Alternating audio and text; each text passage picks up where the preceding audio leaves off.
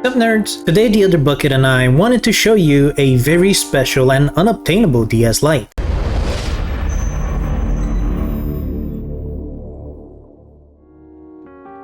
And this has been modded a few times now by the other bucket, and he has tried to keep it as stock as possible.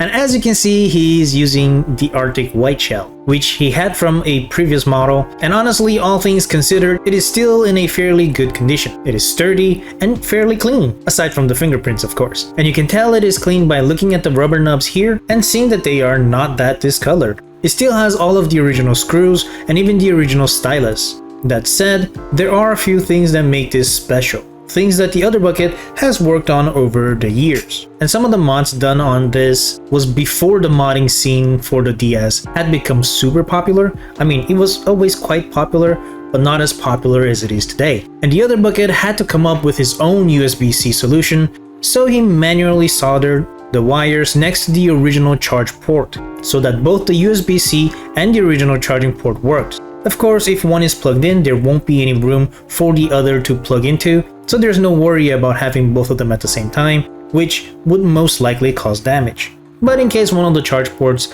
stopped working one day, he would still have the other one right there. And now he has a convenient phone charger access to it. Another thing that makes this special, but unobtainable now, is that he has two flash cards that work on this thing. One being the Easy Flash 5, which works in conjunction with the Supercard DS1, and it is interesting because he got this flash card from a broken parts auction online, saying that he had survived a flood and shipped with a bunch of water damaged parts. He cleaned it out, got it working again, and printed out a new label for it with a crooked sticker printer. And these two flash cards aren't available for sale anymore, and they are pretty hard to find. That said, they work in conjunction fairly well, in ways that other flash cards don't. Oh, and the hinge still works really great, it holds its place really well. And there's still a couple of secrets under the hood here. First off, the original DS buttons are all soft membrane, but here, the other bucket got some clicky button mods that go over the buttons.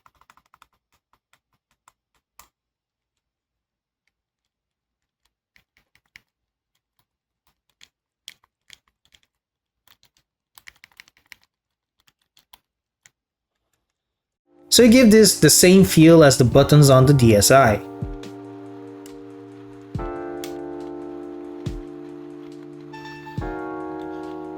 Now, the screens are aging like all of them eventually do, but for the most part, these haven't yellowed yet. They are still mostly white and blue tinted, no scratches and no dead pixels that we can see on it.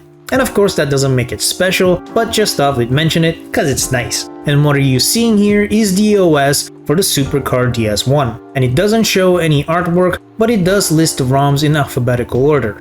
And this also does have the ability to apply themes if one would so desire, but it also has a faster SD speed so that the games will load faster. You can change the brightness from the menu, like a normal DS on the fly. A lot of people don't remember, but the original DS and DS Lite couldn't change brightness mid-game, unless they used cheats. It was only a feature that came later that would allow to pause the game, switch the brightness, and then get back into the game. Then we have this GBA Extend, which links the GBA flash card that we showed earlier, the Easy Flash 5, and sets it to a rumble motor. So games like Metroid Prime Pinball, whenever we hit the ball, the rumble motor kicks off in this, which is how the official DS Rumble cartridge worked as well. But on top of all that, this GBA card also works as a Game Boy Advance flash card, where you will actually flash the ROM onto the memory to let you boot the GBA games that way.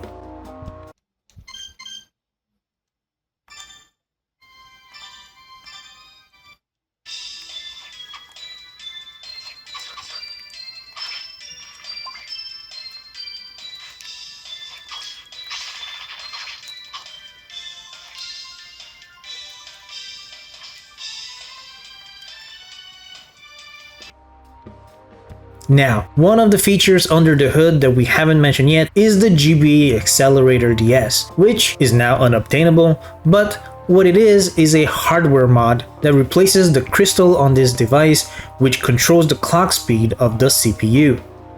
Which means Through a hardware emulation instead of a software one, we can speed up or slow down how the whole system processes a game. So fast forward or slow down on a hardware level, the whole system runs faster, but on real DS cartridges, or slower too, which is kinda crazy to think about. Oh, it is also important to note that it is not every flash card that is compatible with this GBA accelerator thing, which does make this feel pretty special. But check out the speed change.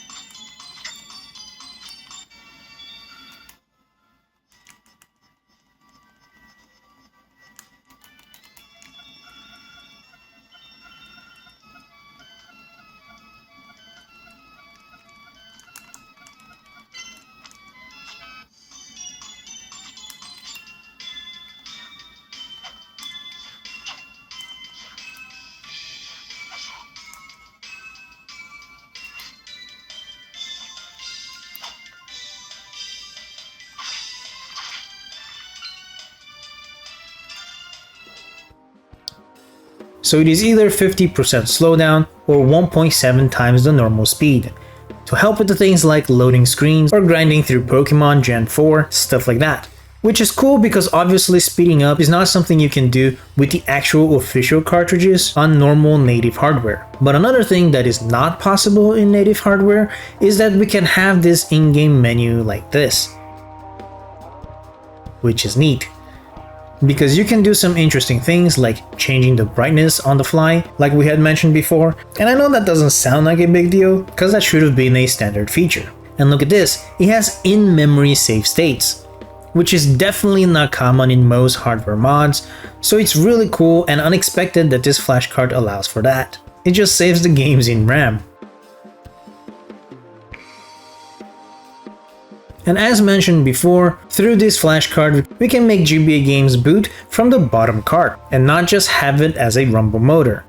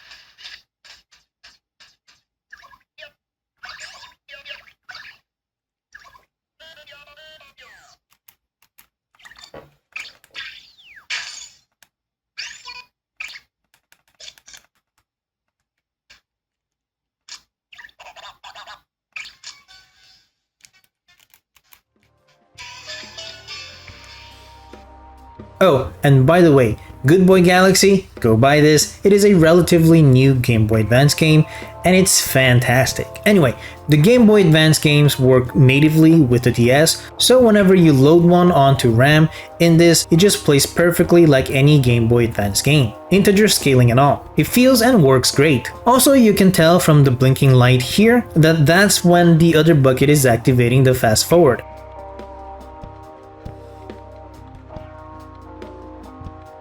Or slow down, which, as you saw, works on the Game Boy Advance games as well, since it is just changing the entire CPU speed of the entire device.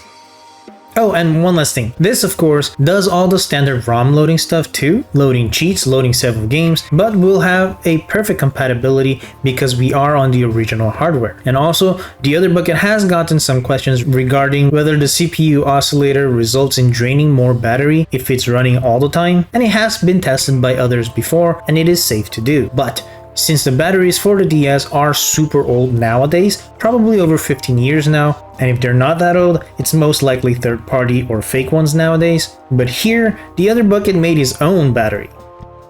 He got a battery pack that was roughly the same size with the correct voltage, and he soldered the DS battery headers so that it matches the contact points in the DS without any issues. And after testing, the other bucket got around 11 to 12 hours on this under normal usage. So, a huge upgrade from the 3 to 4 hours that he used to get with his old DS battery. And yeah, that's his very special DS Lite that we wanted to show you here.